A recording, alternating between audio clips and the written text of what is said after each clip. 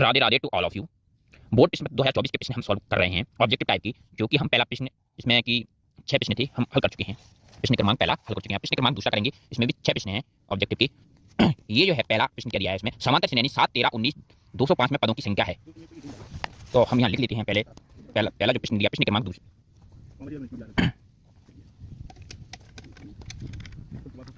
क्या दिया है। पहला ये पूछा है 7, 13, 19 2005 में समान में पदों की संख्या पूछिए। पदों की संख्या मतलब n पूछिए, पदों की संख्या है।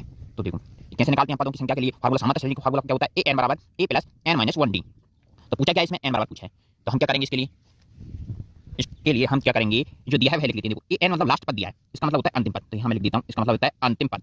कितना दिया है 205, और अंतिम पद का मान होता है 205 दिया है। a कितना दिया है 7 प्लस n मतलब पदों की संख्या नहीं दी, इसलिए यही पूछा है। तो n माइनस 1 और d कैसे निकालते हैं, दूसरे में से पहले घटाकर 13 में से 7 घटाएंगे तो कितना आएगा हमारा 8, मतलब 6, सॉरी। तो 7 और 6 13, यहाँ से 19 में से 13 घटाएंगे 6 आएंगे, तो 6 आ जाएगा हमारा डी। तो अब आगे हल करते हैं हम, 205 में से इस तरफ आएगा तो माइनस 7 करेंगे, फिर यहाँ पर फिर वही लिखेंगे n माइनस 1 और ये 6 रहेगा। तो 205 में से 7 घटाएंगे तो हमारे कितना आ जाएगा, 5 घटाएंगे 200 आ जाएगा, 200 में से 2 घटाएंगे कितना आ जाएगा 198।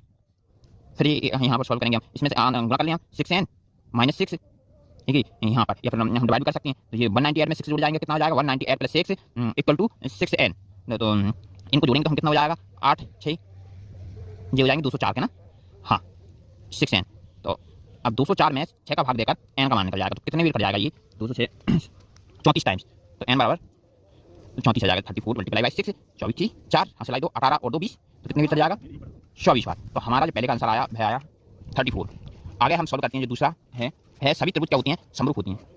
तो इसके लिए क्या करेंगे हम, सभी त्रिभुज समरूप कब होती हैं, मतलब इसने ये दिया है, देखो दूसरा सभी रिक्त स्थान दिया है, त्रिभुज समरूप होती हैं कब होती हैं, जब उनकी आकार आकृति समान हो। देखो आकार समान हो और आकृति मतलब साइज भी समान हो, आकार आकृति और आमाप, ये तो एक ही बात है, आकार आकृति तो साइज भी समान हो। तो देखो यहाँ से क्या कब हो सकता है, समबाहु त्रिभुज होता है। कौन से त्रिभुज में, समबाहु त्रिभुज। देखो वहाँ पर क्या होता है, तीनों भुजाएं बराबर होती हैं, दो त्रिभुज समबाहु त्रिभुज हैं, तो उनकी तीनों भुजाएं बराबर होंगी और कोण का जो मान होगा वो कितना होगा 60 डिग्री, प्रत्येक कोण का मान 60 डिग्री होता है।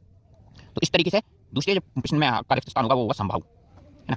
अब हम देखते हैं तीसरे नंबर का प्रश्न। तीसरे नंबर का प्रश्न क्या कहता है, देखो तीसरे नंबर का प्रश्न हमारा कहता है कि √3 एक कैसी संख्या है, √3 एक अपरिमेय संख्या है। देखो अपरिमेय संख्या चौथा कर लिया हमने। ये तीसरा ये त्रिज्या r वाले वृत्तखंड के एक त्रिज्याखंड कोण थीटा दिया है। तो चाप की लंबाई क्या होती है, तो 2 पाई r थीटा अपॉन 360 डिग्री। चाप की लंबाई होती है 2 पाई r थीटा बटे 360 डिग्री, ये फार्मूला होता है। तो चौथा हमने कर लिया अपरिमेय, लिख लिया हमने। पांचवा हम देखते हैं, पांचवा इसमें दिया है चर x के बहुपद px में x की उत्तम घात कहलाती है। तो चर x के बहुपद px में x की उत्तम घात क्या कहलाएगी, बहुपद की घात कहलाएगी। मतलब जो सबसे बड़ी घात होती है ना किसी भी चर वाले चर में, वह सबसे बड़ी घात कहलाती है। तो हम लिख लेते हैं यहाँ पर बहुपद की घात।